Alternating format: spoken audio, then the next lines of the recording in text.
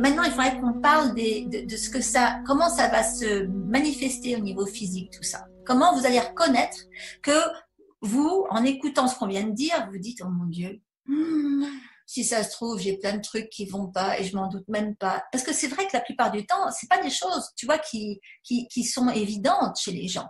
Parce que ça fait tellement partie de leur vie qu'ils vont pas nécessairement se dire, j'ai un truc qui cloche au niveau de mon énergie sexuelle, j'ai un truc qui cloche dans ma vie de couple, parce qu'ils ont toujours vécu ça comme ça.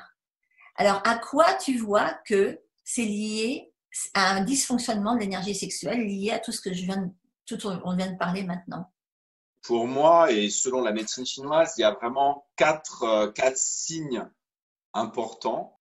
La douleur, le fait d'avoir mal dans cette zone-là au moment des règles, avant les règles, après les règles ou au cours de l'acte sexuel, c'est qu'il y a un blocage. Ça, c'est le premier signe. Le deuxième signe, c'est le gonflement.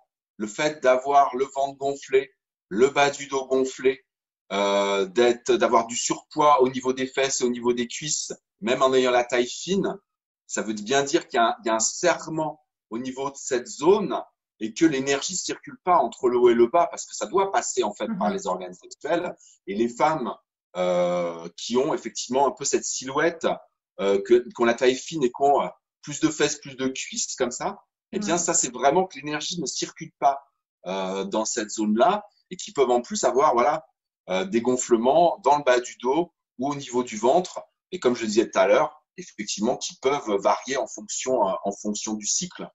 Ça, c'est vraiment les deux signes importants. Troisième signe important, bah, c'est le manque de désir, le fait de ne pas avoir de désir. C'est effectivement, ça peut être un signe de blocage de l'énergie sexuelle. Ça peut être aussi un signe de déficience, mais ça peut être un signe de blocage. Le fait de ne pas arriver à aller jusqu'à l'orgasme, ça peut dépendre de la non-habileté du partenaire, mais ça peut aussi dépendre d'un éventuel blocage intérieur à quelque niveau que ce soit, physiologique, énergétique, émotionnel, mental. En médecine chinoise, tout ça, c'est la même chose. Donc, le blocage, il peut être à un des différents niveaux, mais de toute façon, avoir un impact au niveau de la mise en mouvement de l'énergie sexuelle et du non-aboutissement, je dirais, de l'acte. Après, il y a d'autres signes qui, je dirais, qui sont plus généraux. Mais moi, en ce qui concerne vraiment tout ce qui est sexualité, j'ai parlé gonflement ventre, bas du dos. J'ai oublié de parler gonflement de la poitrine également pendant le cycle ou après ou avant. C'est aussi relié, bien sûr. Ouais, tu nous décris quasiment une femme ménopausée, hein. Ah non, j'ai pas parlé des bouffées de chaleur. Et non, mais bon, attends, mais les bouffées de chaleur, c'est un détail par rapport à toutes ces manifestations physiques, parce que les femmes qui vivent la grande transition, préménopause, etc., elles y ont droit. Et bon, malheureusement, ça c'est aussi, alors ça vient ensemble. C'est clair que moi, c'est pas chez les plus jeunes que je vois tout ça, effectivement. C'est celles qui ont passé la quarantaine, hein. Et donc, ce que je vois chez mes nanas qui ont passé la quarantaine, je pense que celles qui…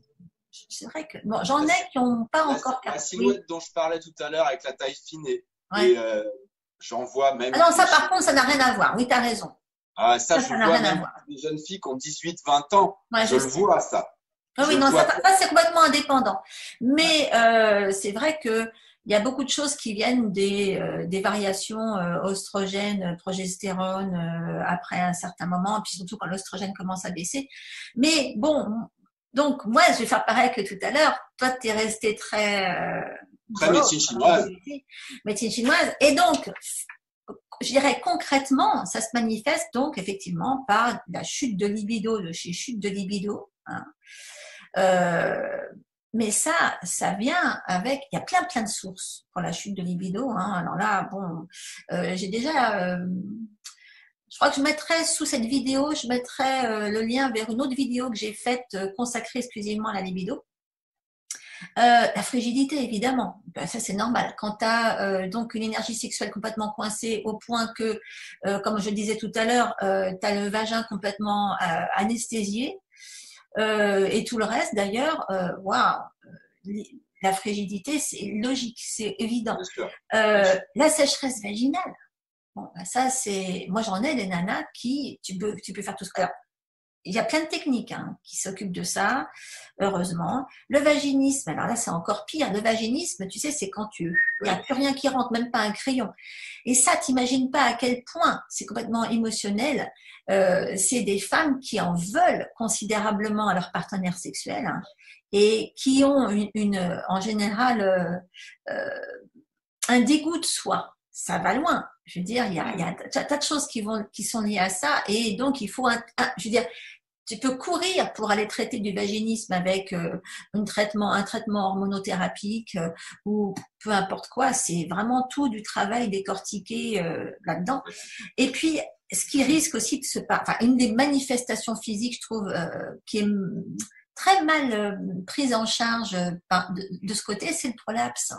Parce que c'est clair que quand il n'y a pas de circulation énergétique là, il n'y a pas de tonification non plus. Et donc, les organes ont tendance à se casser la figure. Oui. Prolapsus, tu veux dire. Voilà, le prolapsus. Donc, le manque de tension.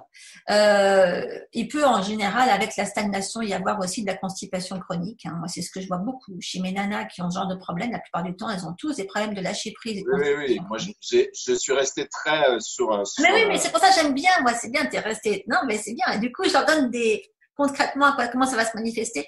Et il y a un autre truc qui se manifeste sans arrêt, qui est un gros signe pour moi de défaillance à ce niveau-là, c'est les infections récurrentes, les infections du type justement cystite, infection vaginale, mycose vaginale, tous ces trucs-là. Ça, c'est un signe. Oui. Si l'énergie circule pas, elle arrive, comme je disais tout à l'heure, ça n'arrive pas à évacuer ce qu'il faudrait évacuer. Exactement. Donc, ça revient, ça devient complètement chronique. Donc, tout ce qui est chronique à ce niveau-là, c'est un signe qu'il y a de toute façon un problème de circulation correcte et d'énergie sexuelle.